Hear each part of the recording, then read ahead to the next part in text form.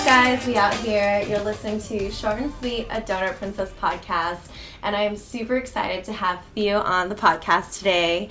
Thank you so much for coming, Theo. Thank you so much for having me. Theo, on the outside, looks like she only does one thing, which is help the neighborhood get their pizza. But on the inner side, she's actually a woman of many talents, and I'm so excited to highlight all the amazing gifts that she's sharing with the world. Theo, thank you for coming today. Oh my God, I'm so honored and grateful to be here. Thank you for having me. So I want kind of a really quick recap of how you ended up in the Mar Vista neighborhood. I ended up in the Mar Vista neighborhood because I was selling shoes to this guy named Steve and his son one day, Steven Jr., and he was like, "You like pizza?" And I was like, "I love pizza." And he's like, "Why don't you come down to the truck?" And then he asked me if I would work, and I tried it out and I loved it. And I'm not too far from here. Yeah, you're very close. Very, very close. And I love pizza, and I honestly just love the community that we've built, and that's how I met you. Yes. So I met a lot of wonderful people through the pizza joint, and it's been amazing. Yes, but it's not all about pizza. Yeah, not always. How did you find your way here to SoCal? Well, I was originally born in Garden Grove, but then when I was 3, I moved to Fresno. Okay. So I was always a Cali girl at heart, but then I went to high school and college in Oregon and then Minnesota after that. You've been everywhere. I have been everywhere. I'm Hmong, so we're very nomadic, so I think my family were just naturally nomadic. But I always knew I wanted to come back. I tried to make my life in the Midwest. And not for me. What was that like? Like moving around, being Hmong, and just what was your experience like? Because I remember there's this one time we were trying to shoot something and find all these Asian ethnicities, and a Hmong person I could not find here at all. So tell me about your experience growing up in the Midwest as Hmong, and share a little bit about Absolutely. that. Even growing up in Fresno, I was never one to really necessarily stick within just the Hmong community because I wanted to do so many things outside that many Hmong kids weren't doing at the time. Yeah. So for me, it was about meeting lots of different people, and I think moving around, and even though it sucked, to be honest, when as you're a kid and you're moving during high school, it's like the worst thing ever. Yeah. But in hindsight, I'm so grateful for it because it helped me become so adaptable, and I got to be in different environments where it's different groups of people of color or maybe more Caucasian people, and it's just experiencing different cultures and different vibes within each city has been really interesting. And coming back to LA, which is the melting pot, just kind of makes sense to end it here. Did you ever meet any Hmong people out there in the Midwest? Well, so in Minnesota, in the Twin Cities, is the largest population of Hmong people. Oh, wow. So, I did not know that. Yes, a lot of refugees out there. There's a lot of Yeah. Somalians, Ethiopians, Hmong people. Fresno, too, is I would say maybe the second largest population of Hmong people. Okay. I haven't checked the facts, so, you can fact check me. But anyways, those are the two big places with Hmong people. So that was interesting. But Oregon, there weren't very many there. And in LA, too, it's kind of hard to find. Yeah. I think I met once a long time ago, but it was through a family member. You're literally the first Hmong person I've met. Yeah. And I'm honored to know you. Oh, honored to be here. For those people who don't know where Hmong people come from, can you give us a really brief history? Absolutely. So Hmong people are a minority of Southeast Asia. We're kind of known as the mountain people. Yes. That's why my family says that we have big calves. Gotta get up those mountains. Gotta climb them mountains, Gotta hit that incline. Exactly, physically and metaphorically. Yeah. So we're from there, and I guess what the important thing for people to know, especially in America, is that we are actually part of the secret war. So we were recruited as our men were recruited to fight the Vietnam War for the CIA recruited them. So, but not very many people knew about that. But a lot of us were sponsored to come to the U.S., and that's kind of how we made our way after the war. So my parents were refugees. They went to Thailand first, and then came out this way. What was the name of the refugee camp your parents were at? Ooh, I don't Was it know. Lonapi? I'm not sure. Okay. My mom ended up in a Thai refugee camp as well. And it's so interesting that that's just how it happened. Right? Was it easy for them to come over as refugees? I mean, easy, I think, with the word easy with any kind of refugee immigrant situation, kind of doesn't really line with that because it's just so hard. It's hard because it also depends on like what time during the war that they became refugees. Right. If they have sponsors here. Right. If they have an address or a phone number. So many things. It's very, very tough. So many things. And my parents' story is really unique in the sense that my parents got married in the refugee camp in order to save my mom's life. Oh my gosh. Yeah, so a lot of stuff happened. Yeah. And my mom was kicked out of the refugee camp, but then my dad basically was like, oh, we're promised to be married. Like my dad and her sister, who was already married, were like, okay, let's just say you guys were promised to be married, and which they said they did, brought them back together, and they got married in the refugee camp. That's so courageous. Yeah, so but because that happened, though, then only my mom and dad were able to come to the U.S. Oh. And my dad was actually the eldest of 10. So is your family still over there? Or No, so they went to, so my dad's side of the family went to France. Okay. And then they eventually got them to come to the U.S. Yeah, as sponsors. It's just so crazy how refugees end up on so many different corners of the world. I know. And, with technology, we're able to, like, find each other now. But there's some groups that are out there still where they're still looking for family members. It's so sad. And there's a lot of lost, like my grandpa and my uncle, they didn't make it. They were murdered, in the re-education camp up north, So, but a lot of that happens, and it's a lot of just trauma and sadness and growing up, seeing that, growing up in America and seeing your parents suffer from trauma that you don't comprehend or understand, and I would say even almost like an entitled American child, and I don't know about your parents, but a lot of them, they don't want to talk about it. They don't want to revisit the trauma, They'd rather just keep it inside and move forward and be strong, I've definitely thought about this because I love how you brought this up about this generational trauma, because this is something I unpacked in like my late 20s, early 30s of doing life and not really knowing like this core reason or why like certain core values or certain voices appeared in your head for a certain reason. So for my viewers out there, could you explain a little bit about generational trauma and your first experience of it, like understanding it or like identifying it? I think I was experiencing it since day one. And I think, as a child, I think the way you can identify it sometimes is when you watch your parents do things and you see them react maybe from their lower vibrational selves, from a hurt place. Yeah. Because even though you're a child, you're still in tune and smart. You may not have the life experience as adults do, but kids are very in tune. So growing up and seeing that, and seeing how that then gets trickled down to the children and how that makes the children feel, and not, maybe it doesn't make the children feel so great. Yeah. Those are the moments where I was like, something is wrong. Because as a human being, like, this doesn't feel right. Yeah, exactly. And it wasn't until, I moved to LA originally for music, and then I fell into digital ad sales, which I was just naturally really good at, and I was making a bunch of money, and I was doing that for 10 years. I helped my parents buy a house, and like, all the things that you want to do as a daughter or a good Asian daughter, Good Asian daughter. Good Asian daughter. Get them a house, get married, have kids. That's all it is. That's what they're waiting for. They're like, oh my God, when's that happening? But I was doing all these things and I was really excelling in my career, but I was slowly dying inside, because I was fulfilling these needs that were for my family, my siblings and my parents, and it wasn't really for me. Yeah. And so that was after that. I honestly I was very depressed, and I was honestly suicidal.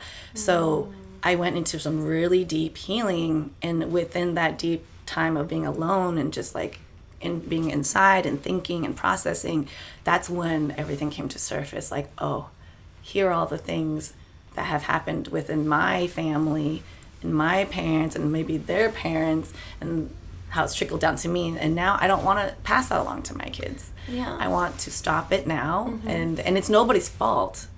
You know, I think we're all just products of our environment, you know, and hurt people, you know. And now, let me caveat, I love my parents, and they love me very much, you know, so it's not like they're out here hurting me or anything like that.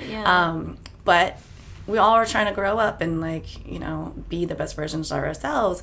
And a lot of times, these, you know, our parents who have gone through a lot of trauma and haven't addressed it and are also trying to survive at the same time, that's not a lot of room for healing. No, or even like emotional expression or communication or things that, like, if you grew up in America and you watched like how other families operated and dealt with problems, it's very different than how we grew up. Like, our parents survived, you know, crazy conditions, had to come here and assimilate to a country where they had knew nobody and didn't know the language, and survived and still managed to, like, keep us alive and, like, send us to school. Like, seriously, it's a pretty amazing feat. And I think about this too, of like, I wonder what the generational trauma of our like great grandparents was. My gosh.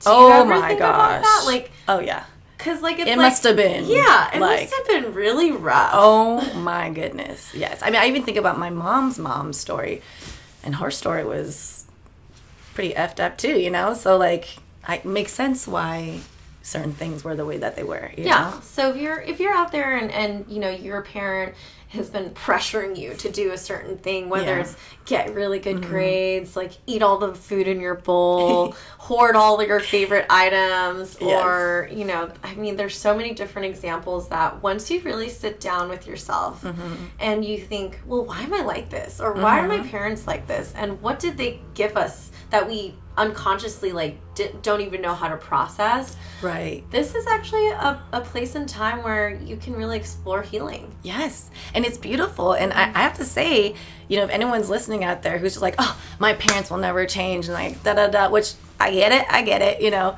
But I have to say that once myself and my 2 older sisters really took our healing very seriously, and we detached ourselves from engaging in drama, like, that changed everything. It also changed how my parents reacted to things and how they've shifted in their, like, healing too. So they have shifted. Okay, like, what's, like, one thing you've noticed that they've shifted in? Oh, well, letting go of the pressure of expectations. And now, you know, they're just very much like, you know, well, okay, like the whole marriage thing, right? They're like, I'm the middle of 5 kids, and there's 4 girls, 1 boy, and they're like, you're the only person that we worry about because you're the only person without somebody, and da-da-da-da, you know. And I'm like, it's okay. I was like, it's fine. Sorry, I just had a brain fart. I don't know why I said that. It's okay. So you were talking about, like, your parents being able to, like, let go of, like, these expectations. Yes. Yeah. Letting go. Like, this is an example. Normally before it was like, you know, no divorce. Yeah. But now they're just like, oh, okay, you know what, just find someone. If it doesn't work, it doesn't work. Just fine, just let it go. It's fine. Oh, you know what, just have a baby, and then, you know, if you don't know what the person, then it's fine. That's fine. But, like, letting go of things like that, like being unattached to expectations. Whereas before, our parents could be really attached to, like, for example, if you were to get a divorce in, like, my culture, it's so frowned upon. It's like you should die almost. Like, it's like that crazy. Bad. But it's like, when you really think nowadays of, like, why people get divorces, it's sometimes it's a safety issue. Sometimes it's you're just so unhappy and it doesn't work. Sometimes they're arranged. Right. And it doesn't work out because you're marrying a stranger. So I think that it's really awesome that your parents have come back and, like, just with this whole kind of new attitude of unattachment and, like, letting go. And that's just one example of, hey, if you don't think your parents are going to change over time, they do. They will. Yes. It just takes a little bit of patience and maybe standing your ground a little bit. Yes. And we're going to take a really quick break, but I'm going to come back with Theo and we're going to talk about, you know, some ways to set some boundaries and also get a little bit more into, like, the healing that you've done and the healing that you offer others. So, but, you know, really, like, dove into her own personal generational trauma. And, you know, earlier we were talking about her parents and, you know, this idea that that they'll never change and they'll be stuck in their ways, which is, like, when you're a kid, that's absolutely what I thought. I thought my mom was going to stay the same forever. But with time, with new ideas, with technology, with growth, with like this, giving them the space to heal, you're able to kind of create a new relationship with them. In your healing journey, did you ever, like, do you have any tips on like how to get your parents to start the healing journey or kind of like propel them in that direction? Yes, absolutely. And I would say the best and most effective way to help your parents heal is to focus on your own healing. Because when you start to work on your inner self and detach yourself from your expectations of what your parents should be as well, and see them as human beings who have their own experiences and journey, and really just focus on you, that energy that you radiate from healing starts to affect everybody around you, consciously and subconsciously. So, and that's exactly what happened with my parents, you know, and also for me, it was getting myself to heal to the point where I could address things with my mom in a very calm and loving manner. That's tough. Yes. That's really tough to like talk to them about like certain things that, like, what's a topic that you talk to your mom about that you're like, oh my God, she's never gonna, you know, understand? Like, what's one subject? I'd love to like kind of explore that. I don't know if like never understand, because I think my parents, honestly, my whole life, I think that they've always been trying to be like, Theo, do this, Theo, do that, don't be so loud, don't be so that, and I'm always been like, ha. So you're like, watch this. No, that's exactly how I've been. So I don't think there's anything that they are necessarily like verbally disagree, because they'll disagree about things, but they won't say it. They'll just let me kind of like do my thing, because they know that I'm gonna always do my thing anyway. Okay, so you've set that boundary from a long time ago. Since I was young, I've been fighting for my voice. Okay. Since I was very young. And I think part of that too is like, you know, I experienced sexual trauma when I was younger, and I didn't really heal from that until that time where I quit my job, and I really, you know, dove into that. That was hard to talk to my parents about, you know, because no parent wants to hear that. And, you know, they feel like they failed or like didn't protect you, you know. And so, you know, anybody who has experienced that and who wants to share this with their parents as a form of healing, just take your time, you know, take your time and like be gentle on yourself. And even if your parents may react to it in a way that you may not be super supportive or might be confusing, just know that, you know, you have yourself to mostly rely on, you know, and that's what's most important. Yeah, I think our society, or just like kind of like how I was raised, like it was like, bottle up your emotions, you're fine, and just know that like someday that bottle will explode. Right. And I really think that I want to basically tell like this next generation, if they're still experiencing generational trauma or still experiencing this loss of their voice, I think absolutely it's going to take some time, but it also is like the way that you bring it up. You know, I think that people think that there's a perfect way to talk about certain things that there really isn't. Right. And a lot of the things that I say before I try to talk about what I want to say is like, I go, it's really hard for me to tell you this. And then like take a breath, because usually then I'll start crying. But yeah, like once you're like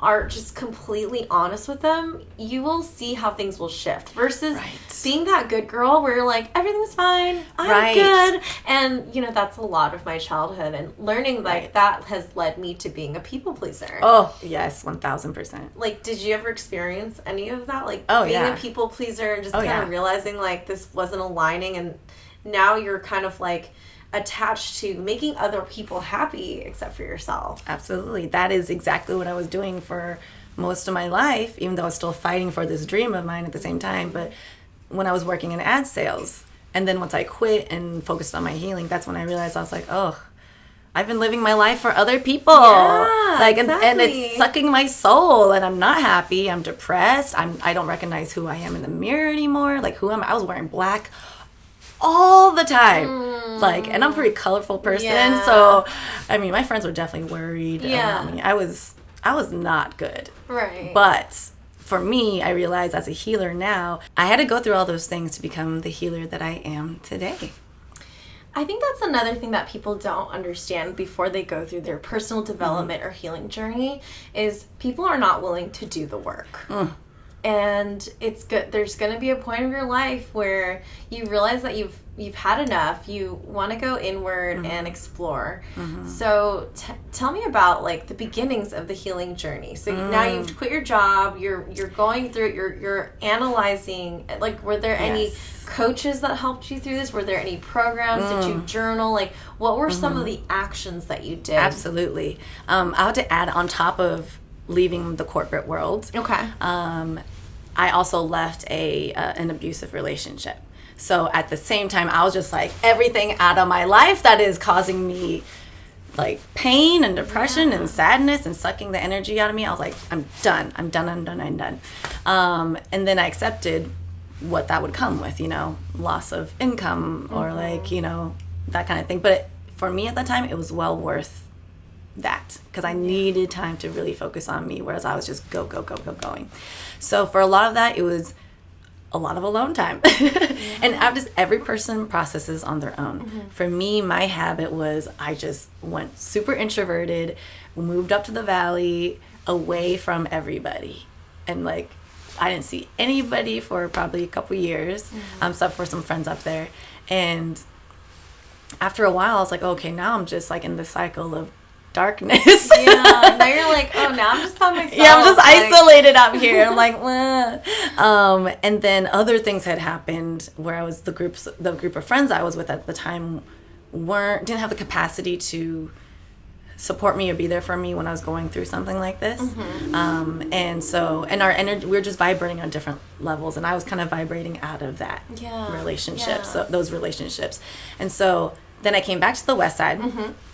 And I was like, okay, this is more my vibe. I'm back. And then I was doing a lot of yoga, being more in my body, focusing more on those kinds of things, doing things that I like more. But it wasn't until the beginning of the pandemic where my healer, a friend, you know what it was? My friend Jess bought me an Akashic Records reading. And it's a reading all about your past and future lives, right? I went there with Sarah Wong at Energy House, and she just broke it all down for me. She was like, bam, bam, bam, this is why you're dating these kinds of people, to protect yourself, because this happened to you when you were a child, and da-da-da-da. And I was just like, and then she brought up like ancestral things, and I was like, oh, wow, that makes so much sense. And then after that, Reiki resonated with me, and then she taught a Reiki level 1 class. And then after I took the Reiki level 1 class, and I practiced that every single day for 6 months, and it's all about self-healing, completely changed my life. That helped me to master my energy in a way that I hadn't been able to before, with just daily like 5 to 10 minute meditations every single day, and just living with intention. And then after that, it just changed my life so much that I wanted to help other people find that magic and change their lives too, and help themselves to come out of that darkness, to live like the best, most fulfilling and loving, joyous life that they possibly can. What is Reiki, if you're explaining it to somebody? I feel like I've heard the word, I've actually gotten it done on myself, but then there's always that part of me that's like the doubter, right? Absolutely. The doubter who's like, is this real? Like, what they had me do is, I think we did like a short meditation. I was like on a table. She like kind of went over my body and kind of did some things and healed a lot of things that I was going through. So explain it to our viewers of what Reiki is exactly. Yes. It's completely understandable to be apprehensive and skeptical, because this is not something that you can physically see. You can't take like a blood test, and see the levels. Like, this is all spiritual. So Reiki means spiritual energy, and it stems from a man, Dr. Usui Mikao from Dr. Usui from Japan. And so he went on this 21-day fast, and he was up in the mountains of Japan, and he didn't eat, he just meditated, and on the 21st day, he downloaded all this information about Reiki. And it's really about the power of being able to heal ourselves, because the truth is, everybody, we have the power to heal ourselves. We don't really, of course, there's all different types of modalities that we can tap into that third parties can help us with, but at the core of it, we are the ones who can help us with our own energy. And when you focus on your energy vibrations and raising that to a higher vibration, that helps with releasing toxins, that helps with healing physical pain, that helps with mental, emotional, and so many ways, you guys. And I was skeptical first when I was going through it myself. It's 3 levels to Reiki. On the 3rd level, it's becoming a master level. And that's when my healer said, when you become a master, that's when crazy shit happens. Like what? Yeah, girl. And I was like, okay, whatever. And then I started seeing angels. One particular angel would come and visit me in only a few sessions, though, only particular people. That's when I started channeling a lot more. Okay. Like in my sessions, I'll see people's past lives. I'll see people's potential futures. I've predicted people having babies. Really? And I mean, it's just crazy. I don't literally just like when you're meditating and in tune with your own vibrations, that's when and you were doing the Reiki class, that's when basically like you were just downloading other things from the universe. Yes. Your channels are open. Okay. And the truth is we all have the ability to do it. It just takes work. It takes time. It takes a lot daily inner work. Yeah, I think a lot of us here, we are on a lot of autopilot and we're not present. We'll do things to kind of get us away from being present. But when you're in the present moment and I always encourage people to invest in themselves, whatever form that comes in. But just hearing from you as a Reiki master that healing is possible within your own body by yourself. Like that in itself is like, well, why wouldn't you want to try that? That's what I'm saying. Because when it happened to me, I was like, oh, everybody needs to know about this cheat code. This is a gift that has been given to us for our lives to be better, And like, there's so many people out there who are suffering from loneliness, from depression. And it just breaks my heart because, I know what that felt like, and I did not want to be on this earth. And that is not a good feeling. No, it's not. And the truth is like, we chose, whatever you want to believe in, but I believe that our souls chose to come back on earth, just like the movie Soul, like the Disney movie. Yeah. So, and it's just that the human experience is difficult and it can drag us down, but it's our job, or, if we choose to, it's our adventure to make the most out of it. Yeah. And it's kind of the lows that help us bring our highs sometimes. And, they always say, enjoy the journey on the way, as cliche as it sounds, but it truly is about that. Would you say that Reiki is most effective one-on-one or like in group settings? Both. Okay. Yeah. I'm actually doing a Reiki sound bath this Sunday that you should come to. Oh yes. I'm not in town, but please dang, you're leaving. No, that's okay. When I come back. We'll have plenty of more. I have lots of ideas for events and stuff when I come back. Perfect. So I definitely want to take, the thing is with the healing that I'm doing, like, I want this to be something that is different and open and accessible to all types of people. Because to be honest with you, if you look at the spirituality space right now, it's a lot of just Caucasian people, which is kind of backwards when a lot of the things that we're doing are from actually native cultures. So, hello, let's... It's time to bring it back to us. Bring it back. Not only tell our own stories, but also garnish that spiritual power that we had in our cultures, lost for a little bit. Yes. And now are finding again. Exactly.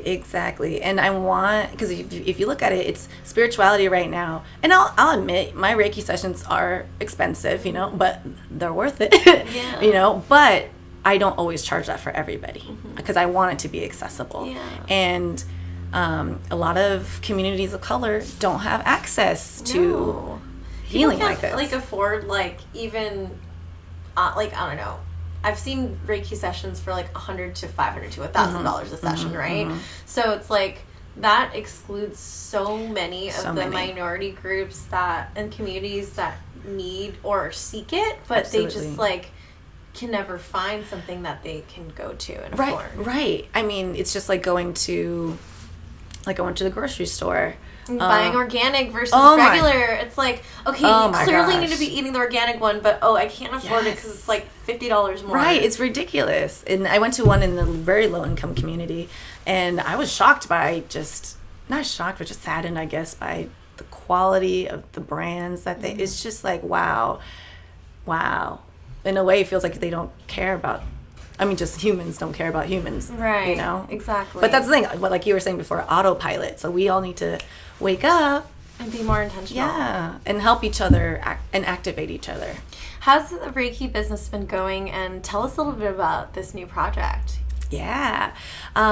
It's been going great. It's been all through referrals so far, which I love because I love working with other people. A lot of my photography clients have become my Reiki clients too. Nice. Who also buy egg rolls. I don't know. It's just kind of this thing. By the way, Theo is a very talented woman. She makes amazing egg rolls, and she's a photographer as well, on top of the Reiki Master and a amazing pizza server. So, thank you. You know, life is, you know, there to be lived. So I just like to try a lot of different things. And music is something music too. Yes. So 2023 is going to be a big focus on music. Amazing. Yeah, and healing my voice. That's the last part of my healing is my throat chakra. Is that what Healing House is going to be? Yeah, so Healing House is basically just, a community, a safe place to seek refuge and refreshment. And I want it to be accessible to everybody, I love that. you know, and it's sliding scale, you know, and I want people who are curious but are like maybe apprehensive, not sure yet, like what is this, to come and see like, hey, I'm a normal person. You know, I've been through ish just like you have too, you know, so let's all help each other out. You know, this is no woo-woo things. Like I'm no better than you. I'm learning as much as you are, you know, and so I just want to provide the tools that I've learned for everybody else. And Healing House, you know, when I come back, I want to throw this thing every month called Sunday Night Dinners. Yeah. And it's, when I was going through a really hard time, I appreciated it when my friends were like, just come over for dinner. Yeah. You know, like you don't have to say anything. Yeah. Just eat. There's a room. You can take a nap later, you know, because depression naps are real and often. They are real. Very real. Yes. And so, and I used to be the one who would feed other people. So when I was going through my hard time, it made me feel worse that I couldn't provide for other people. So feeding and food is a form of love. It's my love language too, Exactly. girl. That's why we met at pizza. Yeah. But no, like, if you are behind the counter ever and you just see, like, people's moods just, like, instantly change, it's, like, kind of like an instant vibration high. Absolutely. Like, it's like... I love it. I did that. Oh, my God. Person. I love it. Yeah. I love it. People rely on this pizza every Friday, too. I was relying for a while, too. I love it. Who doesn't love to just bring joy to people, you know? Exactly. Yeah. So one amazing part of my podcast is I love to share, like, 5 golden nuggets. So let's just say somebody's listening to this podcast and they want to start their healing journey, but they don't exactly know how. They're scared. They're not sure. They're curious. Like, what are 5 different tips that you could give them to get started? Okay, that's a really good question. 5 tips. Number 1, give yourself grace. Through the ups and the downs, the roller coaster, the all arounds, it's gonna be beautiful and ugly. So accept it now and give yourself grace. Secondly, don't compare yourself to anybody else because your journey is unique to you and only you.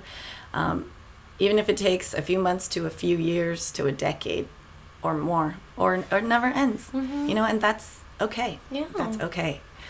I would say try different things and see what works for you. Yeah. Because it might be different for somebody else. What are some, like, initial activities that you feel like they could engage in?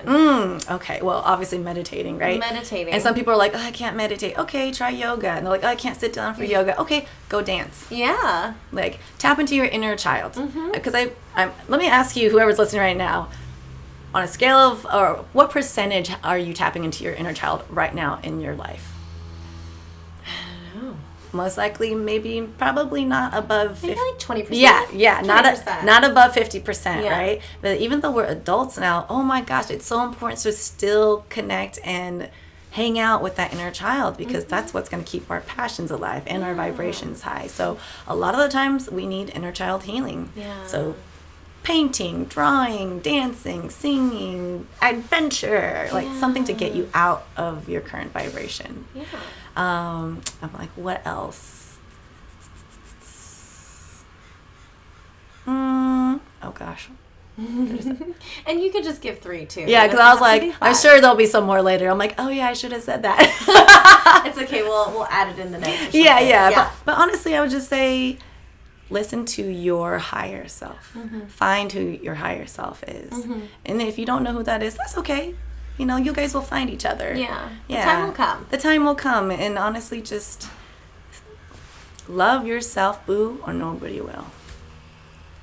That is very true. Yeah, as J. Cole said, love yourself, girl, nobody will. But yeah, and the last thing I want to leave this on, because I used to be an overgiver and a people pleaser, and I was just overextending myself, burnt out. After that, and I went through the healing that I went through, I was like, and I also released, I'd say, another good tip is think about the people you have around you and assess to see if they're actually adding value or taking away value from your life. Because if they're taking away, might be time to cut them cords. It's hard to do that. It is. It's hard, but afterwards you feel like lighter. So much better. Yeah. And I would say just always fill your cup first. Like I say now, if people want to drink from my cup, they're gonna have to drink from my overflow. Like I'm not even gonna tip it. I'm gonna fill mine up so much, then they can have some after that. And what they drink from my cup when it's overflowed is even greater than what it was when it was half empty. Yeah, you know? I think that's a really great point, because if you consistently keep pouring to other people's cups, you are going to be dry. Yeah. Like there's only a certain amount of pouring you can do every day, right? Right. So in order to make sure that you can make sure that you give them the bomb-ass cup, yours has to be full and radiating. Absolutely. And anyone who's listening right now, I wish you the best on your healing journey, and you are going to get through this. You're going to come out brighter and shinier and golden and empowered. I'm excited for you. I love it. How can people find you if they're seeking any kind of advice with Reiki or healing, music, photography? Literally, you're so multifaceted. It's amazing. So, how can people find you? Yes, I would say the easiest hub is probably on my Instagram, my personal Instagram. It's I am Miss Theo. Yeah, you are. Yeah, I am Miss Theo. And from there, you can find links to my photography page, Theo Takes Photos, and also Healing House of Theo. I also have another podcast, which we paused. Which I'll tell you about that afterwards. We paused on that, but it is going to come back, called Finding Your Voice Show as well. Love it. So when I come back, because I'm leaving for a few months, but when I come back to LA, then we're going to get things going. We're going to link up. Yes. We're going to link up. Well, I'm really, really happy that you came on this podcast today, not only to share about what you went through in your life, which it's literally a roller coaster, and just kind of finding that same human compassion that other people are going through this as well, and everybody's on their own journey. Yeah. And the way that you found the light at the end of the tunnel is pouring into your own cup and diving in, seeing why is it that there is notes of depression or sadness or just unsatisfaction. Right. Having courage to dive in. Yeah. I will tell you, it takes courage. It does. It takes lots of courage. So that's why I commend every single person who has put in the work, because I know what it takes. So you went through a lot of ugly nights to get there, and a lot of tears and a lot of confusion. So commend anybody who's on the journey, going on the journey, have finished the journey. And wishing anybody out there a good healing journey, because we're all healing in our own way. And if you guys have anything else to add, or any comments, questions, definitely hit the comments below. And thank you so much for listening again. And until next time, I'll let you go. Yeah. Bye.